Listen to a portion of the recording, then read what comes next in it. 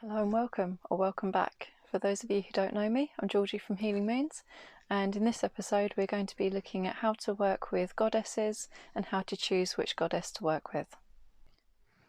So if you're new to bringing in goddesses and deities into your work as a pagan or witch, whichever you associate as, or you just want to bring in the energy during your manifestation work, you can also use this as well. There are many to choose from, and they all come from different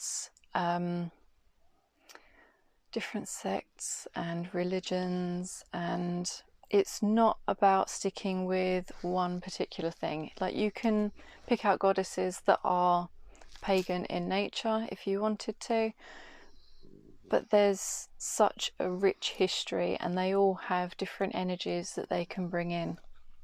So when you're choosing, go with what you're drawn to the most. There are many books out there and videos. The one that I recommend personally, that I've used myself, is this one here, which is probably going to come up backwards, so I may put a little picture of it up here, which is called To Ride a Silver Broomstick, which is by Silver Ravenwolf, and it's initially a pagan book and to do with Wicca, witchcraft and those sorts of things, because that's the standpoint that she's writing from. But it's one of those books that can be applied to all the different types of paganism, and it also gives you a detailed list of both goddesses and gods to work with. And I think that this book is brilliant. I'm not getting anything for promoting it, it's just something that I've personally used and resonated with. If you want something as more of a daily guidance kind of a thing, then you can get something like this deck that I have here, because there are oracle cards out there as well that you can use. So I've got the Goddess and Sirens Oracle, which is by Stacey DeMarco and is illustrated by Jimmy Manton. So once again, I'll pop a little picture up so that you can see it properly, because I'm using the selfie camera. But this is a great deck if you want to just have a little bit of daily guidance, or you want a card to actually put up on your altar or within the area that you're doing your manifestation work, and you can pick one out. That's what the back of the deck looks like, and then you can go through, either pick one out by the energy that you want, or you can shuffle them and draw a card for that day. But we've got lots of different ones in here. Once again, some of them are Greek, some of them are from more of an Athens standpoint, some of them are pagan, like Bridget. She's more of a pagan goddess, and Athena as well. Athena's pagan. There's also Gaia, Litha, Freya. There's loads of different ones in there to choose from, but that's a great deck if you're looking for something that's kind of a daily guidance sort of a thing. And then in the guidebook, it gives you more of a history of that particular goddess, and you know more about the energies that you're working with as well.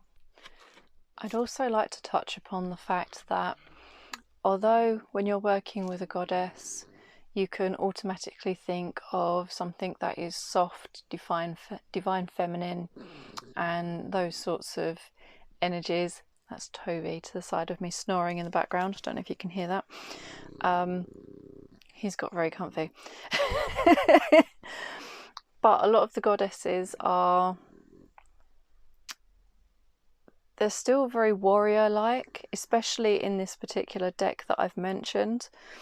And you also have goddesses like Freya, who is she's a Valkyrie.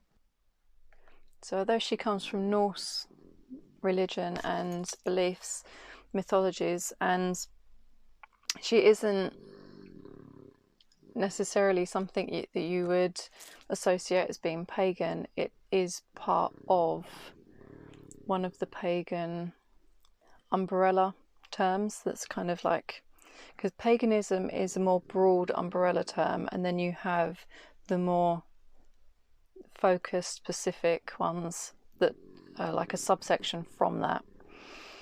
And so yeah, they'll be linked more with Viking ancestry and those sorts of things. But she's very much a warrior goddess.